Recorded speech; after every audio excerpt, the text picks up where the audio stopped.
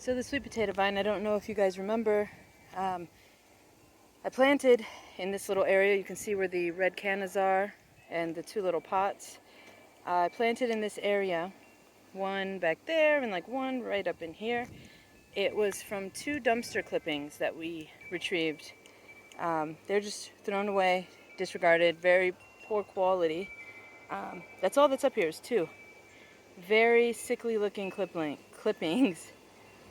It was covering this entire walkway. I should have got a video before. We were crushing them every time we walked to the car. It was covering this entire area over here.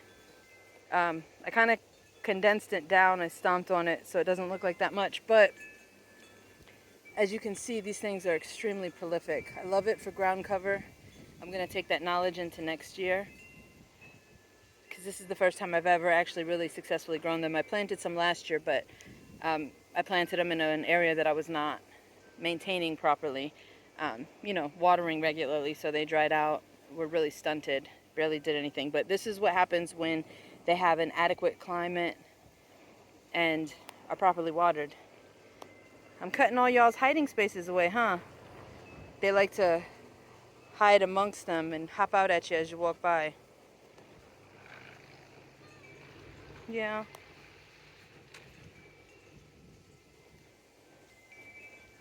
So this is it for today. I have already showed y'all that, cleaned up the walk path there, opened it all the way up around there. I have to go harvest a bunch of stuff now before it gets dark. But as you can see, there's still a lot more to do. One of the downsides to growing wild, but still pretty to look at when it's in the right season. But right now you can see everything is like dying off, and so it's time to do some major cleanup. There's supposed to be a walk path right here. All the way down in between there, all the way down. I don't know if you could tell, the archways right there.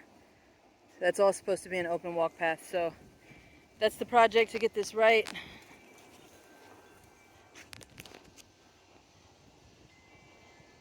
Before the month is over. Today is the 18th of September. 7th. So 7th, no, it's the 18th.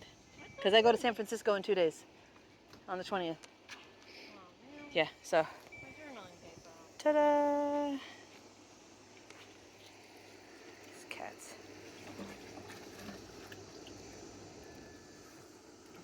As you can see, it's pretty wild over here. It's the roselle.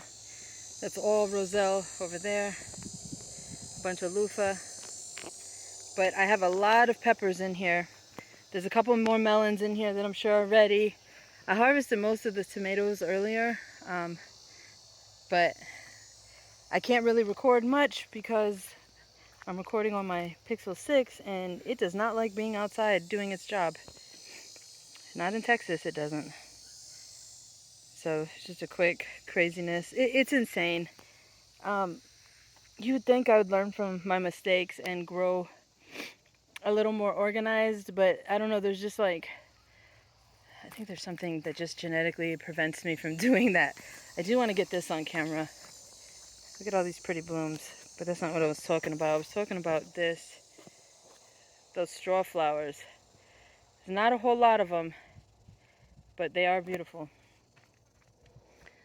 You can see kind of like some melons in there, along with all this ridiculous grass. Oh, there goes another melon right there. Ground cherries are not looking great at all, but they keep giving. You can see this new growth here.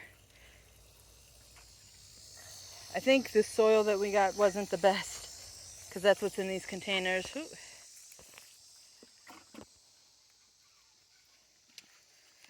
But yeah, so that's all I'm about to go do, is just harvest all these peppers that we have and call it a day out here. Maybe pull some grass, because this grass is crazy.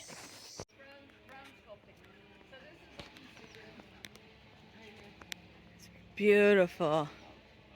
Oh, that's the name of it. Oh, that's hope. And how did you get started in that? Was it the jewelry thing that I decided okay. I wanted to create jewelry? I